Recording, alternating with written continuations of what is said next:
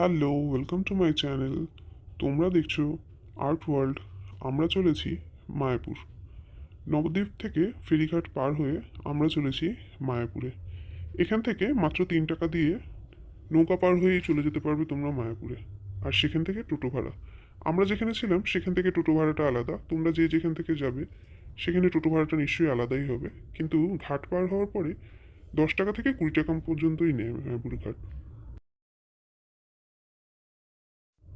লকডাউনের আগের বছর এসেছিলাম আমরা মায়াপুরে। তারপরে মেয়ের পরীক্ষা শেষ হওয়ার পরে এই এত বছর পর প্রায় 5 বছর বাদে আমরা চলেছি মায়াপুরে।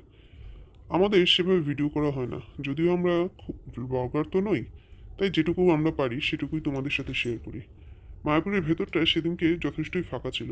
নর্মালি তো ডিসেম্বর মাসে প্রচণ্ড পরিমাণে ভিড় হয়, জানুয়ারি ডিসেম্বর এই সময়টা পর্যটকের ভিড় উপচে পড়ে মায়াপুরে। মোটামুটি 25শে ডিসেম্বরের পর থেকেই এখানে নানান ধরনের ফেস্টিভ্যাল চলতে থাকে। সেই ফেস্টিভ্যালগুলোতে প্রচুর বাইরের মানুষও কিন্তু আসে। তোমরা যারা মায়াপুরে এসছো অবশ্যই কমেন্ট করে জানিও কারা কারা তোমরা মায়াপুরে এসছো। আর হ্যাঁ, যারা আজকে প্রথম আছো চ্যানেলে, তারা চ্যানেলটা অবশ্যই সাবস্ক্রাইব করে দিও, লাইক করে দিও, পাশে থাকা বেল আইকনটা দিয়ে দিও যাতে পরবর্তী ভিডিওর নোটিফিকেশনটা পেয়ে যাও খুব তাড়াতাড়ি।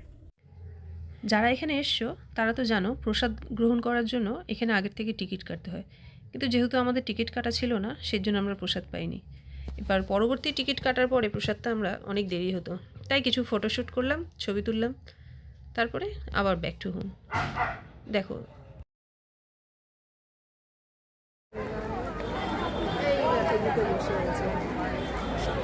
দেখছো